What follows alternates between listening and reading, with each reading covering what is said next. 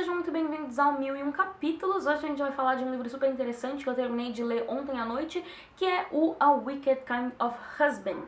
Antes de começar a falar sobre esse livro, eu preciso fazer aqui um adendo sobre a ordem de publicação dessas histórias versus a ordem cronológica dessas histórias, porque isso foi uma coisa que confundiu muito a minha cabeça e pode ser que confunda a de mais alguém, caso alguém queira ir atrás dessa série.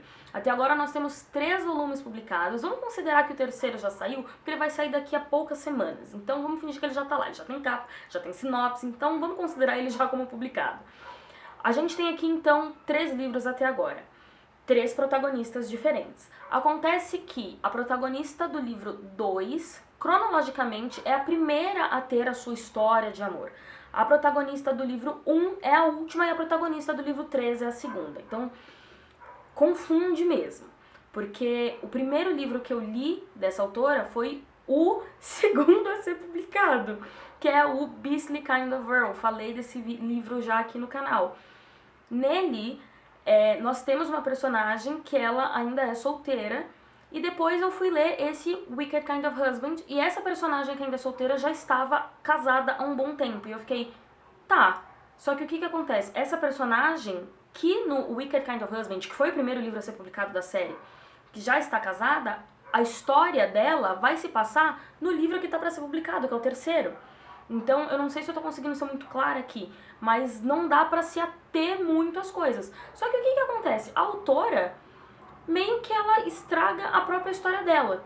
Porque se no primeiro livro eu já sei que a fulana de tal tá casada com o Beltrano, agora o livro deles vai sair mês que vem e tipo, ok, ainda que no final desses romances de época todo mundo sempre acabe casando, meio que matou um pouco do...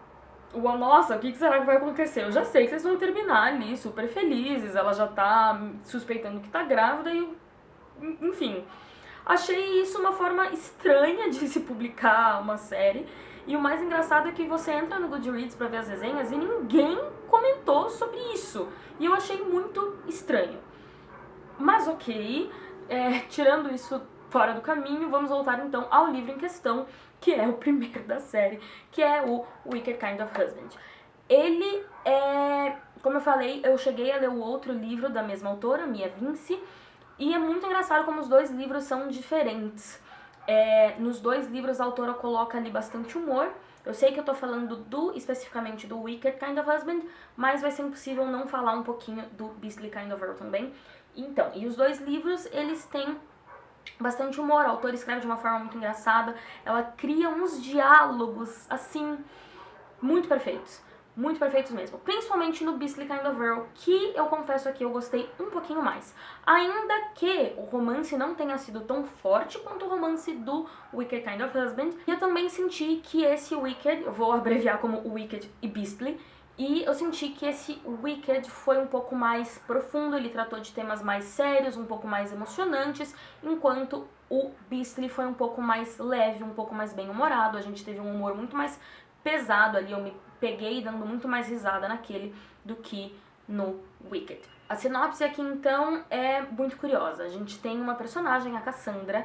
O pai dela morreu, o irmão dela morreu, ela meio que se tornou a chefe da família, ela cuida então da mãe, que é depressiva e viciada em ópio, e de 2 irmãs, uma já ali com 19 anos e a outra no começo da adolescência, que são completamente ingratas e difíceis de se lidar.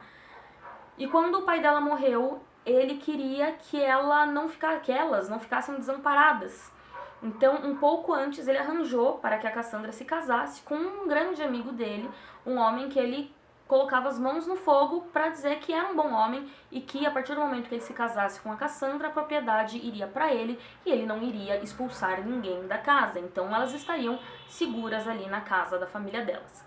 O que acontece foi, a Cassandra casou com esse cara, eles tiveram ali o dia do casamento deles, em que ela estava morrendo de vergonha, eles mal se olharam, tiveram uma noite de núpcias pavorosa, que de novo mal se olharam, fizeram ali o que tinha que fazer, ele virou as costas e foi embora. E nunca mais se falaram. Por quê? Porque o Joshua, que é o marido da Cassandra, concordou em casar com ela desde que fosse um casamento só no papel, só de nome, meio que quase de fachada. Porque ele não queria se envolver com ninguém, ele não queria outra esposa, ele já tinha sido casado antes, ele estava fazendo isso realmente como um favor pro Charles, o pai da Cassandra.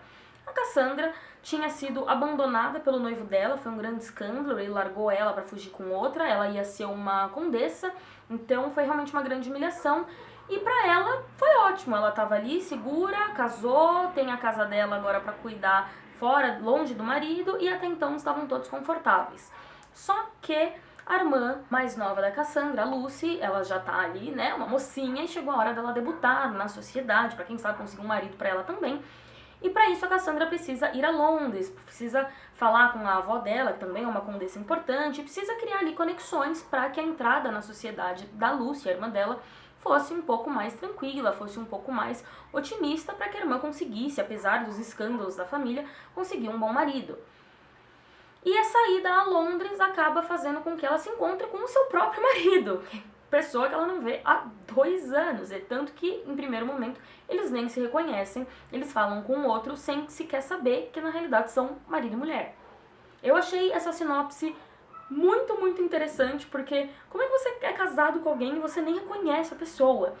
E esse Joshua DeWitt, ele é todo... ele não é da nobreza, na realidade ele era, até que descobriram que o pai dele que o casamento do pai dele com a mãe dele, o pai dele é um duque também, acredito, um conde, e que descobriram que o casamento do pai dele era inválido, porque na realidade a primeira esposa dele ainda não tinha morrido quando ele casou com a segunda, que é a mãe do Joshua. Então o casamento foi invalidado, o Joshua deixou de ser o herdeiro e ele virou basicamente um ninguém. O pai dele virou as costas pra ele e foi isso. Então ele reconstruiu a vida dele nas indústrias, nas fábricas, e aí ele virou um homem rico, só que não da nobreza. E ele é todo sem modos, todo bruto, tá sempre pensando em alguma coisa, super workaholic. Ele tem zero interesse pela Cassandra, até porque o fim do casamento, o primeiro casamento dele foi muito traumático, ele é viúvo, ele teve um filho com a primeira esposa, essa criança morreu, então isso deixou profundas cicatrizes nele, então ele não quer nada a ver com a esposa dele que tá ali em Londres, sem ele querer que ela esteja. E ela bate o pé e ela fala, eu não vou embora não, senhor, eu vou ficar aqui porque eu preciso assegurar o futuro das minhas irmãs e a gente vai ter que se aturar, e é isso aí, meu filho. E aí a gente tem essa construção de relação ali de 2 personagens que na realidade já são casados e que num primeiro momento se detestam. Só que eles têm ali vários diálogos de provocação, e um tá sempre provocando o outro. E isso cria um vai e vem ali muito interessante. A gente tem 2 personagens bem cabeça dura e os 2 têm grandes defeitos também. Defeitos esses que fica claro pro leitor, não tão claro pra eles. E a gente tem uma coisa que nos livros de romance eu realmente não sou muito fã, mas que sempre acontece, que é a falta de comunicação entre o casal. Ela acha que ele na realidade não a quer, ele acha que ela não o quer. Ela tem uma coisa ali que ela quer porque quer um filho, que quer fazer bebês, e ele não quer ser pai outra vez porque ele ainda é muito magoado por causa da morte do filhinho dele. Só que ele acha que ela realmente só o quer pra fazer bebês. E ela acha que ele só quer porque por nada, assim, que depois ela vai embora e ele vai voltar pra vida normal deles. E aí fica um achando que o outro não o ama, e aí fica esse morde e assopra, esse vai e vem, do tipo, eu não te quero, eu sei, eu também não. Ai, mas no fundo eu quero sim. E aí 10 minutos depois estão arrancando as roupas um do outro. Então essa coisa do tipo, cara, se vocês fossem honestos, tudo se resolveria. Isso me irrita um pouco, mas não irritou o suficiente pra eu realmente perder um pouco o interesse da história. A Cassandra também faz o tipo de protagonista injustiçada pela família, e isso também é o tipo de coisa que me irrita bastante, e isso é o tipo de coisa, inclusive, que também teve no Beastly. A protagonista do Beastly também foi muito negligenciada pela família dela, de uma forma bem pior do que a Cassandra, na realidade. E outra coisa que os 2 livros têm em comum é que os 2 personagens masculinos são viúvos. Não sei se isso vai ser um padrão que a autora vai seguir, mas vocês devem estar notando claramente a diferença da imagem, do ângulo, de tudo. Acontece que a bateria da câmera acabou e eu não queria parar esse vídeo pra depois voltar pra ele, porque eu muito provavelmente, com certeza, iria perder o fio da meada. E eu acho que eu estou seguindo uma boa linha de pensamento, então vamos continuar isso pelo celular mesmo. Mas, como eu estava dizendo antes de tudo cortar, a gente tem aí essa semelhança entre os 2 livros, assim como alguns personagens que aparecem aqui e ali. Se você ainda não leu esse livro e tem interesse e não quer saber nada de spoilers sobre ele, pausa o vídeo aqui, vai atrás de conseguir o seu exemplar e depois que você lê, volta e dá play, porque agora eu vou começar a falar o que eu achei do livro, do final e das coisas, enfim, que envolvem spoilers.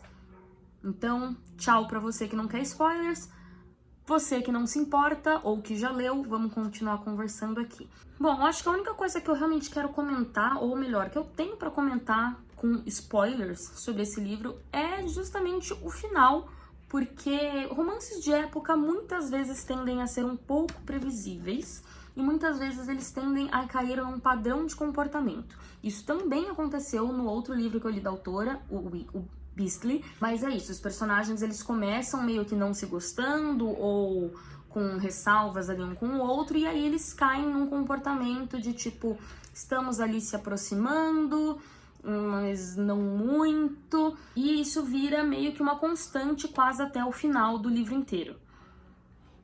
No caso do Beastly, eu comentei até aqui no canal que eu senti falta desses momentos de interação em que você vê o casal criar ali um sentimento, ou uma intimidade, ou, enfim, você vê o casal se apaixonando. No caso desse Wicked Kind of Husband, isso não aconteceu, muito pelo contrário, você conseguia ver exatamente cada momento em que um subia no conceito do outro, em que um começava a ver o outro com novos olhos. Eles tiveram bastante momentos ali de intimidade, não só física, mas de conversar e de se conhecer melhor também. Isso foi muito legal. Esse livro, isso eu poderia ter falado na parte sem spoilers, mas enfim, esse livro também foi diferente do outro, porque ele tem muito mais cenas eróticas do que o outro, e ele tem muito mais romance, de certa forma mesmo, do que o outro. Então, mas voltando ao que eu tava falando sobre os padrões comportamentais, então não tem muito spoiler que eu possa comentar, porque o livro é isso, eles se conhecem, não se gostam muito, um tá ali determinado a evitar o outro pelo tempo que a Cassandra for permanecer em Londres, até que eles começam a se sentir atraídos um pelo outro, daí eles fazem sexo, e aí eles começam realmente a se apaixonar, porque eles se conhecem melhor, aí várias coisas vão sendo meio que reveladas pra Cassandra, porque ela não sabia que o Joshua tinha tido um filho, e isso explica a aversão dele por crianças, e porque ele não tá nem um pouco interessado em qualquer criança que eles possam vir a ter, o que eu achei um comportamento meio bosta, mas enfim, depois ele muda de ideia. E a Cassandra também não sabia que o pai dela tinha tido uma amante. E que o pai dela, assim como a mãe, sofria de uma depressão severa. Tanto que isso nem o Joshua, nem a gente como leitor sabia, o pai dela na realidade se suicidou com um tiro na cabeça. Então a gente tem essas informações aí sendo jogadas tanto para os personagens, tanto para nós. Só que no nosso caso, a gente já sabia que o Joshua tinha tido o Samuel, o filhinho dele que morreu com 5 anos. A Cassandra já não. Só que a gente também não sabia que o pai da Cassandra tinha tido uma amante. Assim como a gente não sabia que ele tinha se matado. Então são algumas revelações, que algumas são revelações só para os personagens e outras são revelações tanto para os personagens, tanto para nós leitores. E isso deu uma dinamizada na história. Foi interessante porque tirou um pouco dessa previsibilidade que romances de época têm e inseriu ali alguns quase plot twists, mas oportunidades para se ficar um pouco chocado. Sobre as irmãs da Cassandra, eu acho que elas deveriam muito ter tido um pouquinho mais de atenção no quesito lição de moral, porque a forma como elas tratavam a Cassandra era péssima e em nenhum momento elas realmente pagaram por isso. Em nenhum momento alguém fez elas enxergarem que elas estavam sendo muito injustas e muito maldosas com a irmã delas, que basicamente vivia em prol delas. Então, em nenhum momento, o que eu queria ter visto e não vi foi um momento em que a Cassandra fosse realmente muito valorizada, em que todo mundo parasse pra pensar o quanto que ela se doava pelos outros e no fim a única pessoa que percebeu isso foi realmente o próprio Joshua. E aí a gente tem o final que eu, apesar de ter sido ali meio que uma tragédia, eu gostei porque também saiu do previsível. A Cassandra acaba conseguindo engravidar. Isso faz com que o Joshua fuja correndo para as colinas, só que ela acha que ele abandonou ela, porque ele realmente não quer ter nada a ver com o filho deles no caso. Mas na realidade, ele fugiu porque ele estava em choque, e aí ele acabou descobrindo que tudo que ele precisava, sentia falta, era justamente a Cassandra e essa nova vida deles que estava ali começando, que ele poderia simplesmente desapegar um pouco das mágoas do passado dele, do luto dele e dessa fixação dele por trabalho, que basicamente só servia para mascarar sofrimento. Ele poderia largar tudo isso, voltar para ela e construir ali uma família super feliz e idílica no interior. E quando ele foge, depois da notícia da gravidez, é quando ele se toca que sim, é isso que ele tem que fazer. E que ele ama sim essa criança, ele ama muito a Cassandra. E ele volta pra implorar o perdão dela e falar que sim, eu quero ficar com você pra sempre, você é minha mulher, eu te amo. E então ele volta e descobre que ela está, o quê? Tendo um aborto espontâneo. Infelizmente, ela perde a criança justamente quando ele volta. E aí a gente tem esse momento de sofrimento ali, porque ele tá perdendo mais um filho. E ao longo da história, ele realizava tipo programas de treinamento e capacitação para crianças de orfanatos, para que elas pudessem ter conhecimento e chances na vida, né? Não para elas serem mais do que só órfãos e terem chances de construir a fortuna delas, como ele também construiu. E ele se apegou a alguma dessas crianças e um desses meninos que ele era muito apegado acabou falecendo também de doença, de febre, como o primeiro filho dele. Então ele perdeu um filho, ele perdeu uma criança que ele se importava e agora ele perdeu mais um filho. Que ainda que a gravidez estivesse muito no comecinho, e se isso, infelizmente, ainda é comum hoje em dia, imagine, né, há 200 anos atrás, então, mas mesmo assim ele perdeu um filho, e aí a gente tem esse momento de dor, e a Cassandra quer tentar afastar ele dessa outra perda, e ele entende que na realidade ela tá afastando ele, então a gente tem uma confusãozinha ali no final, mas eles ficam bem logo em seguida, eles entendem que a gravidez estava só no começo, que isso infelizmente acontece, mas que pelo menos agora ele voltou e que eles podem ficar juntos e que eles podem se curar juntos, passar pelos maus momentos de um casamento juntos e depois que tudo estiver bem, eles podem sim tentar de novo e ter uma família. E esse é o final feliz do livro. Eles no meio de outra tragédia se dando conta de que as tragédias não são tão ruins assim se você tem o seu amado, sua amada ali do lado para compartilhar com você o fardo. Tanto que tem uma citação desse livro que eu gostei, que eu não vou parafrasear ela aqui, mas a ideia central é basicamente que quando você tem a pessoa que você ama do seu lado, as coisas ruins ficam menores ao serem divididas e as coisas boas ficam ainda maiores depois que você divide, porque na realidade você está multiplicando as coisas boas. Então, basicamente esse livro é isso, né? É sobre casamento, é sobre você construir ali uma relação em que você pode confiar e principalmente se apoiar na outra pessoa. Então, a gente tem também aquela treta louca do processo por adultério que vem, inclusive, do ex-noivo da Cassandra. E a Cassandra se mostra ali completamente do lado do Joshua, apoiando ele se sente super bem porque ela tá ali apoiando ele. Então, esse é um dos pilares mesmo do livro. E se você conseguir se apoiar e dividir os seus fardos com a sua pessoa amada. Esse livro entrou para a lista dos melhores de 2020. Ele entrou um pouco para baixo do Beastly, mas ele também não está mal avaliado não, porque foi um livro muito divertido. Eu li ele assim. Foi um romance bem construído, com bons momentos de humor, bons momentos de romance, bons momentos de emoção. Não vejo a hora de ler o próximo livro da autora, que vai ser lançado agora em breve. E isso, falem pra mim nos comentários se vocês já tinham ouvido falar dessa história. Eu não pesquisei, mas eu tenho bastante certeza que esses livros não foram publicados em português ainda. Tomara, porque são muito bons. Pra quem gosta de romance, é um prato cheio. Enfim, nos vemos nos próximos vídeos. Muito obrigada por assistirem. Beijos e tchau!